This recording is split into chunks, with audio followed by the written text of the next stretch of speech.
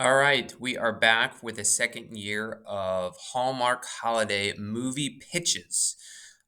So again, at Oakview, we are doing Team Orange versus Team Teal. Half the staff is on Team Orange, and the other half is on Team Teal. And so we have challenges every so often, usually a couple a month. And so during the holiday season, we like to do the Hallmark Movie Challenge, which involves teachers, staff members submitting their 500 word or less pitch for a Hallmark movie. So I am going to go through and read each one of the entries. So we're going to start today with Miss Baldwin, Team Orange, and her story, A Dickens Christmas. And at the top, she put a little note that says, Proposal presented in verse to studio executives in hopes of getting their undivided attention.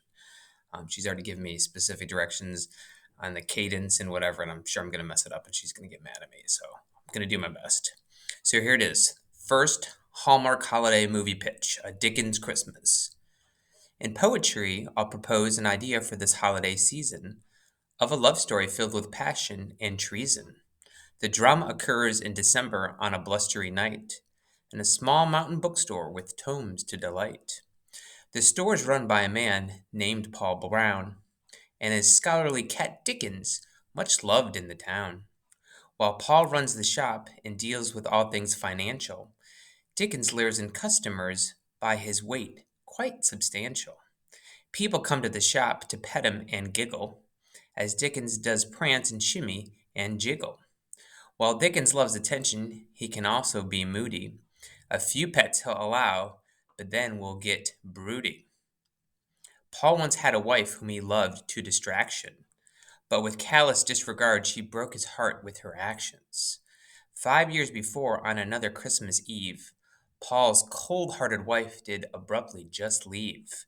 She left with a man whom he knew his best friend in fact, and at that moment Paul made an unbreakable pact.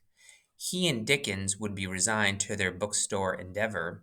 Paul's life would focus on books and a cat, oh so clever. On this night that we join these two further story, sorry, I got a little radio update there. Paul selling books and Dickens in his glory. A town tradition in the bookstore Christmas Eve celebration. Large crowds always gather for reading and inebriation. The shops fill up quickly with shoppers galore, drinks in their hands and last minute gifts from the store. All attention is focused on a woman thin and tall who seems enamored of Dickens but keeps glancing at Paul. Dickens knows that the woman has often been to the shop with a pretense to buy books, but more often than not.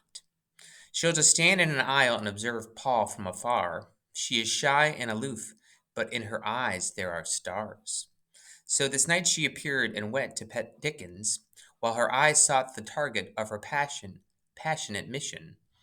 Out of practice and not good at romantic clues, Paul organizes books and chats with friends about news.